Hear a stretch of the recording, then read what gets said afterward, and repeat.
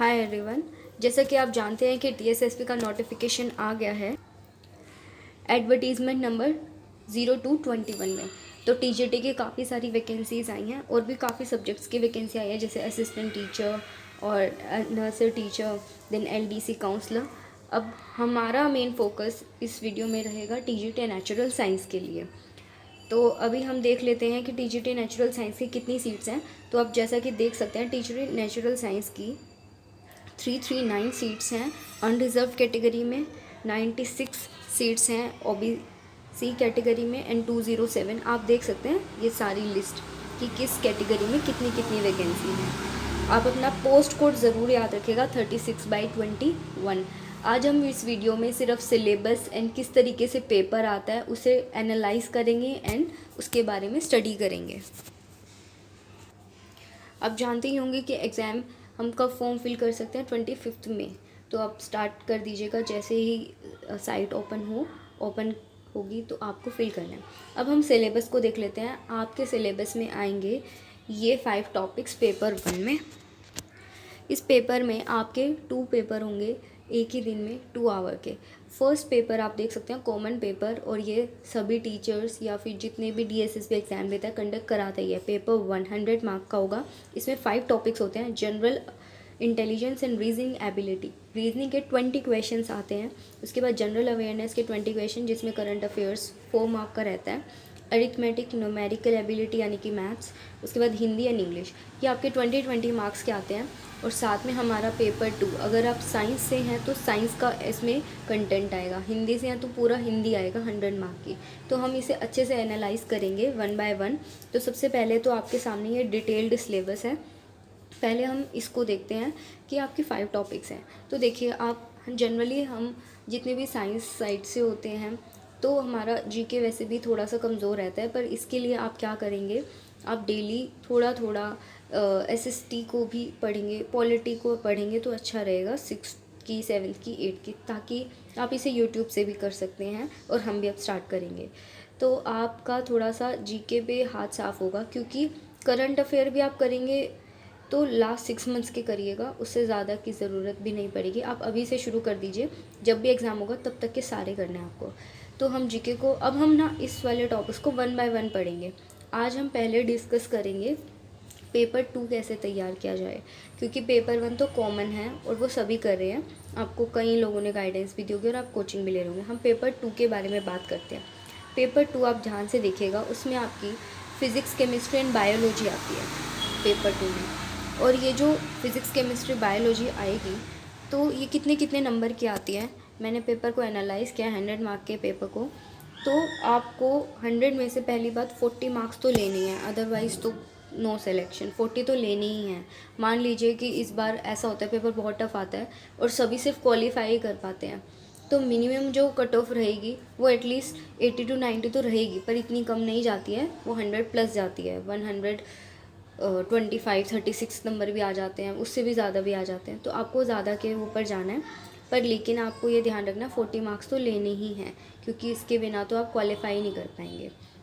अब हम देखते हैं मार्क्स का डिस्ट्रीब्यूशन। फ़िज़िक्स में आप देखना, अगर पेपर है आपके पास तो 25 to 30 मार्क का तो फिज़िक्स ही आ जाता है। तो हम टीचिंग मैथडोलॉजी के क्वेश्चंस आते हैं 10। इसमें बीएड का भी थोड़ा थोड़ा आपका, जो हम सीटेट में पढ़ते हैं, कोई भी इस तरह के क्वेश्चंस आते हैं, पर इसमें लेकिन वो नहीं आती, जैसे सीडीपी है, प्याजे वगैरह, इस तरह के कंटेंट कम आते हैं। तो आपको ये 10 मार्क अलग कर दें तो 90 मार्क बचते हैं साइंस के। अब उस 90 में आप 30 सोच के जा रहे हैं तो ऐसा नहीं होता है, फ्लक्चुएशंस रहती हैं। तो बायो के मैंने देखे 35 भी हो जाते हैं क्वेश्चन, कई बार उससे भी ज़्यादा हो जाते हैं 1-2 क्वेश्चन। तो आप ये ध्यान रखना, केमिस्ट्री के क्वेश्चंस कई बार 20 to 30 के बीच में रहते हैं, कई बार सिर्फ 22 क्वेश्चंस आते हैं। तो फ्लक्चुएशंस हैं यहाँ पर। मेन फोकस अगर मेरे से पूछें तो रहेगा बायो पे, ठीक है। तो आप मेन फोकस बायो पे कीजिए। अगर आप नॉन मेडिकल बैकग्राउंड से हैं तो ज़्यादा मेहनत करनी पड़ेगी, और आप मेडिकल बैकग्राउंड से हैं 11th-12th में तो कम मेहनत, क्योंकि आपके पहले से आपने वो टॉपिक पढ़े हैं। पर जो नॉन मेडिकल स्टूडेंट होते हैं उन्हें थोड़ी सी ज़्यादा मेहनत करनी पड़ेगी। तो आपको मेन फोकस अपना बायो पे रखना है।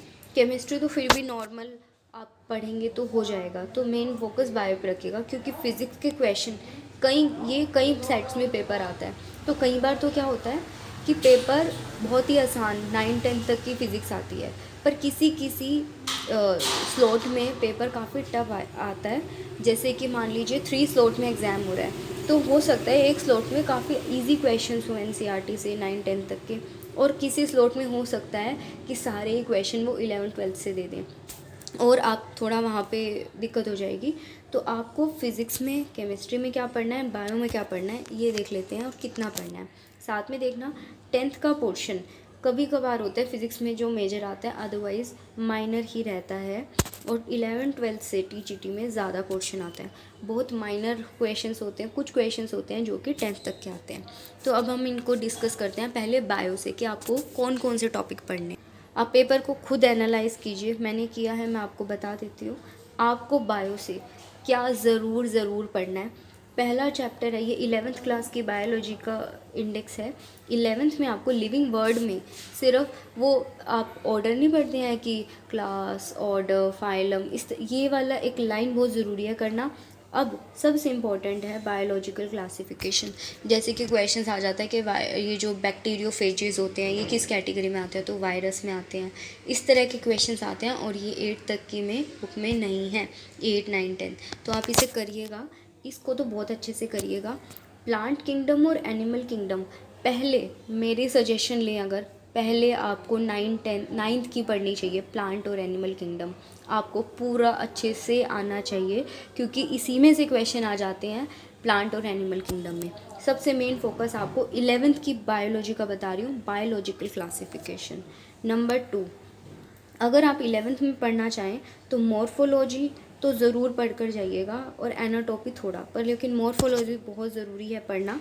नेक्स्ट, अब सेल साइकिल वाला चैप्टर बहुत आसान है, आप पढ़ेंगे तो आपको पक्का समझ आएगा। यूट्यूब से देखिए, कहीं से भी कीजिए, बहुत ज़्यादा आसान है, इसे पूरा पढ़ दीजिएगा। इसमें से क्वेश्चन थोड़े से कम आते हैं, केवी और एनवीएस में ज़्यादा आते हैं, पर इसको छोड़िएगा मत, क्योंकि ये आसान है। उसके बाद हम बात करते हैं, हाँ ये है इम्पॉर्टेंट, इसमें अगर आपको बात करें प्लांट फिजियोलॉजी 11th की छोड़कर सबसे पहले 8th, 9th, 10th इन सब में जो प्लांट्स के बारे में ट्रांसपिरेशन, स्टोमेटा वगैरह वगैरह, लाइफ प्रोसेस, ये ज़रूर पढ़िए। 9th-10th की तो साइंस बहुत अच्छे से पढ़ डालिए, और साथ ही साथ आप छोटे बच्चों की जैसे कि 8th-7th की भी थोड़ा बहुत देख सकते हैं। प्लांट वाला चैप्टर, जाइलम, फ्लोएम, ट्रांसपोर्टेशन वगैरह, इस तरह के क्वेश्चन ज़रूर देखिए। अब बात करते हैं 11th में क्या पढ़ना है, जो हमारा 10th 9th से नहीं आता।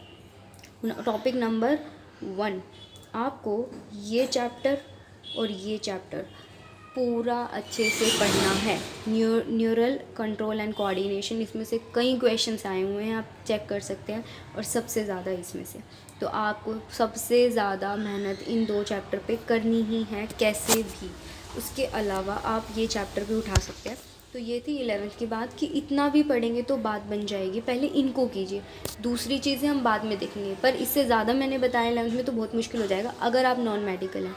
और वैसे भी टीजीटी के एग्ज़ाम के लिए मैं ही आपको वही बात बता रही हूँ जो इम्पोर्टेंट मैंने देखा है। इसमें से प्लांट और एनिमल किंगडम छोड़ के 9th-10th का पढ़िए। सिर्फ आपको बायोलॉजिकल क्लासिफिकेशन तो इसकी करनी ही पड़ेगी। उसके अलावा यहाँ पे नीचे डाइजेशन, न्यूरल 21 चैप्टर 22। बात करते हैं 12th क्लास की। अब ये आ गया 12th क्लास की बायोलॉजी। तो 12th क्लास की बायोलॉजी में आपको क्या करना है, सबसे इम्पॉर्टेंट रिप्रोडक्शन। पूरा पूरा मैंने कहा पूरा, आपको पहले 10th का रिप्रोडक्शन पढ़ना चाहिए पूरा अच्छे से, क्योंकि अगर वो हो गया तो क्या हो सकता है क्वेश्चन उसी में से आ जाते हैं। पर लेकिन जैसे कि आपसे पूछ लिया जाता है कि फर्टिलाइजेशन कहाँ होता है, तो फेलोपियन ट्यूब में होता है। तो ये बात आपको यहाँ पढ़ने की क्या ज़रूरत है, ये तो 10th में भी है। तो आपको ये ध्यान रखना है, पहले 10th को कवर कीजिए, पर ये शुरू कर दीजिए थोड़ा थोड़ा डेली। उसके अलावा आप थोड़ा सा यहाँ पे अपना ये वाला भी कर सकते हैं तो करिए, पर थोड़ा मुश्किल हो जाएगा ये, पर कर सकते हैं तो इसे ज़रूर कर लीजिएगा। उसके अलावा कि इसमें जो डिजीज़ वाले टॉपिक्स हैं ये थोड़ा थोड़ा देख लीजिएगा, क्योंकि कई बार डिजीज़ पूछ लेते हैं कि जैसे कि राइस वाला जो पौधा होता है उसमें कौन सी डिजीज़ हो जाती है। और आपको सबसे इम्पॉर्टेंट 12th में जो नहीं छोड़ना है, बाकी सब छोड़ सकते हैं, ये इकोलॉजी वाला चैप्टर तो बिल्कुल नहीं, कि ये टर्म किसने दी, इकोसिस्टम वाली टर्म किसने दी। इसमें जो इम्पोर्टेंट डेट्स हैं ये था पूरा बायोलॉजी का डिस्कशन कि आपको क्या पढ़ना है। मैं रिपीट कर देती हूँ। सबसे पहले बायोलॉजी की 9th-10th को अच्छे से कर डालिए और साथ ही साथ थोड़ा थोड़ा रूटीन बनाएं कि डेली, क्योंकि आप 9th-10th की तो एक दिन 2 दिन पहले भी एग्ज़ाम से पढ़ सकते हैं, पर 11th-12th की आप नहीं पढ़ पाएंगे। 11th-12th की बायोलॉजी डेली के 2-2 पेज शुरू कर दीजिए। और मेडिकल बैकग्राउंड से तो ये तो अच्छी, इससे अच्छी कोई बात ही नहीं है। ओके। अब हम बात करते हैं केमिस्ट्री एंड फिज़िक्स की। इसकी स्ट्रैटेजी मैं नेक्स्ट वीडियो में बताऊंगी किस तरीके से करना है आपको।